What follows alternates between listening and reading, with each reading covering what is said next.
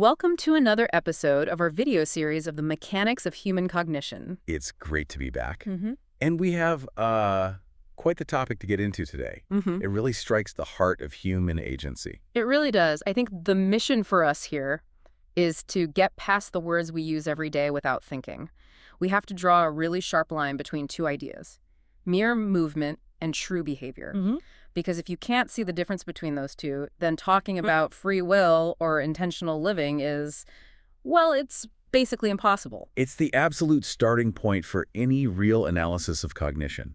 If you want to engineer a change in your own life or even just understand how we develop psychologically, you have to first know what an intentional choice even looks like. Versus just a reaction. Exactly. Versus a simple reaction to some external push or pull. Mm-hmm. This framework is the bedrock for everything else we're going to talk about. Okay, so let's start there. Let's unpack this dichotomy. If we take that first term, movement or haricate, as it's framed in some of our sources, what is the one thing that defines it? The defining trait is the complete absence of internal control of a subject. It's an action that has no intelligence, no purpose, no conscious intent behind it. It's purely passive. Like an object. Precisely. Think of a stone rolling down a hill. The stone is moving, yes, but the command, the force, is gravity. It's entirely external. The stone has no say in the matter. So if we apply that to a person, when we're operating in a state of movement, we are the object, the nesne, the real subject, the thing giving the orders is something outside of us. It could be a physical law, sure. Yeah. But more often it's social conditioning or a deeply, deeply ingrained reflex that we've never stopped to question. So you could walk across a room, but if your path was just determined by, say, the pressure of a crowd, you moved, but you didn't actually behave. That's the distinction. You were an object in that moment. Which brings us to the other side of the coin. When we introduce intention, we cross over into behavior, deviates. This is where agency finally comes into the picture. Yes. Behavior is movement plus intention, movement plus purpose and consciousness. And for me, the most powerful way to grasp this comes from a really surprising field, astrobiology. Right, that analogy was fascinating. The idea that researchers looking for extraterrestrial life are using this exact same filter. They are. Yeah. It's fundamental. If they track an object out in space, a comet or whatever, and it follows the laws of physics perfectly, gravity, momentum, they categorize it as simple movement. They ignore it. It's just a rock doing what rocks do. Exactly. But if that object suddenly breaks from its predicted path, if it deviates in a way that physics can't explain, they have to recategorize it. They have to consider it behavior. Because that deviation implies some kind of intelligence, some purpose. It implies agency. And that's the perfect model for us. Human behavior is that cluster of actions that happens when you introduce goals, values, and concerns into the simple physics of movement. Intention is the deviation from the default. When intent comes in, it becomes behavior.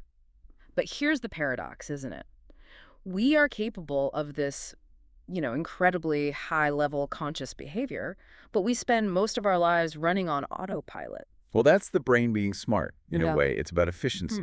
True. Conscious behavior, stopping, thinking, deliberating, executing something new is incredibly expensive. It burns a ton of energy. A ton of glucose and focus, yes.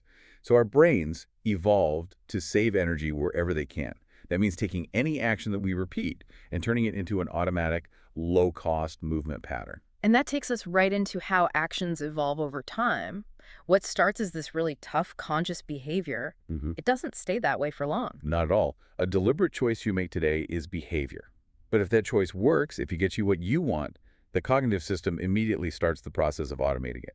It turns it into what some of our sources call an ingrained patterned behavior. I liked the example of someone who realizes they interrupt people. That habit is an unconscious movement. So they have to consciously, with great effort, introduce a pause. That's a true behavior. They do it over and over, and at first it's exhausting. But eventually that measured pause just becomes what they do. It becomes automatic. And its root was intentional choice. That's how character gets built, really. Conscious behaviors repeated become the habits that define us. But the efficiency creates a huge blind spot. Once that pattern is automated, it runs so fast, we're talking milliseconds, that to us, it just feels like a direct reflex. Stimulus A happens and action C immediately follows. Yes, and we completely miss what's happening in between. That's the critical part for self-management. We think we're making a choice in that moment, but we're not. We're just running old software, maybe decades old software. We're blind to the dozen little triggers and emotional micro-reactions that connect A to C. And this is why we have to be careful with the idea of akush, or flow.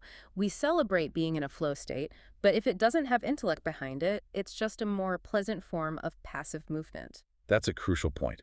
When flow comes from deep skill and conscious direction, it's the peak of behavior. But when we talk about flow without a cool, without reason, we risk just being carried along. Like being swept away in a flood. Exactly. That's a pure, mindless harakat. If you're flowing without knowing why or where you're going, you're not in control. Behavior requires reason. Okay, so if every action, whether it's conscious or automatic, is running on some kind of program, we need to understand where those programs come from, the architecture of our intentions. And the fundamental rule here is that every single action, movement, or behavior depends on mental models, Zahinsel-Modeler, or template of Fondler. You simply cannot perform an action if you don't have a template for it stored somewhere. The file has to exist for the program to run. Okay. And these files are a mix of two things, right? Biology, which is universal, and culture, which is totally learned. Yes. The template for get food when you have low energy is biological. That's hunger. But the template for when I feel stressed, I need sugar, and if I don't get it, I will become hostile. That's learned. That's cultural. That's personal. Which is why our culture's obsession with finding the one root cause for why we do something is so misguided. The reality is what the sources call the cognitive cocktail. We are not single-factor creatures. Yeah. Never. In any given moment, the action you take is a blend of ingredients. There are emotions, physical sensations, your perceptions, your thoughts, your cultural programming, your biological drives. Yeah. It all gets mixed together. So if I'm trying to change a bad behavior, just focusing on the one thing I think is the problem is doomed to fail. It's like trying to fix the cocktail by changing only the gin. You have to look at all the ingredients. You have to address the emotional trigger, the cultural belief that justifies the feeling, and the biological drive it's latched onto. It's about repairing the whole architecture, not just one symptom. And to do that, to even see the ingredients, we need one more crucial distinction. The difference between dugu, emotion, and his, feeling. Yes, this is so important for self-regulation. Dugu, or emotion, is the raw biological reaction. It's the root mechanism. It's the pure chemical signal of fear or joy or rage. It's the electricity. It's the electricity. Yeah. Then his, or feeling, is what happens when that raw electricity gets filtered through everything you know. It's interpreted through your culture, your experiences, your thoughts. So the raw jolt of anger hits the system, but my knowledge is what turns it into the feeling of, say, righteous indignation or shameful irritation. Precisely. The core dugu is rage. The his is the feeling you get when your cultural knowledge, your bilgi, tells you it's unprofessional to show raw anger here, so I must suppress this and turn it into sarcasm. That knowledge filter is what separates a simple animal reaction from a complex human behavior. And the emotion acts as the carrier signal. It gives the whole process its speed and power. It's the engine. Which brings us to the practical side of this, the absolute necessity of awareness and self-management. Right, because when you look around, you see so many people who seem to be living almost entirely in a state of movement, not behavior. Their choices are just reactions to external things. What's trending, what's expected, what feels good right now. They become objects in their own lives. Leaves in the wind. We see it when a parent says their child is hierarchically very active. What they often mean is that the child's actions have no intention behind them. The child is just being pulled around, savrul up, by the outside world. So the only way out of that state, the only way to become the subject of your own life, is by cultivating awareness. Farkandalip. Awareness is the tool you use to manage your mental models. If you keep getting an outcome you don't want, you have to hit pause on the automatic loop. You have to stop the movement and look at the underlying template. You have to ask, why am I actually causing this? Which is why making these conceptual distinctions, movement versus behavior, emotion versus feeling, is so practical. It's not just academic wordplay. Not at all. It gives you the vocabulary to pinpoint where the automation is happening so you can finally step in and interrupt it. And sometimes, to interrupt it, you have to completely change your perspective, your position.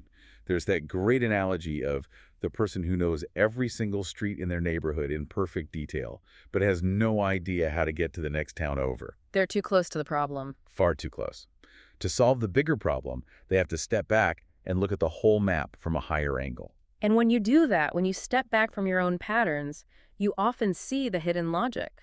You see, okay, I say I want to achieve this goal, But this automatic movement I keep doing is clearly designed to prevent me from achieving it because there's another part of me that's afraid of it. That internal conflict is completely invisible when you're stuck in the reactive loop of movement.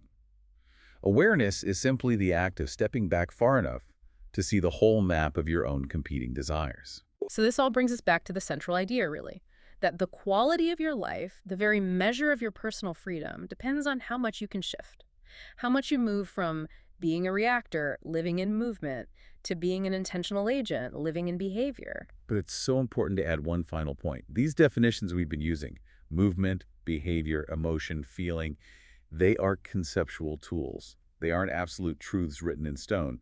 A sociologist or a physicist would define them differently. This is the idea of tangent logic, the T-set-Montu. Different experts are looking at the same reality, but from different angles, from different tangents. And the real value isn't in memorizing our definitions. It's in appreciating the synthesis. It's in seeing how biology, culture, and psychology are all different ingredients in that cognitive cocktail. Our goal is just to give you a map that helps you understand your own unique mixture. With that cocktail of ideas in mind, I want to leave you with one final thought to consider, and it comes from the concept of inertia, or Ilham Sizlik. We usually think of inertia as just standing still, but in physics, inertia is also the tendency of an object in motion to stay in motion. Continuation of a current movement. Exactly. So think about this today.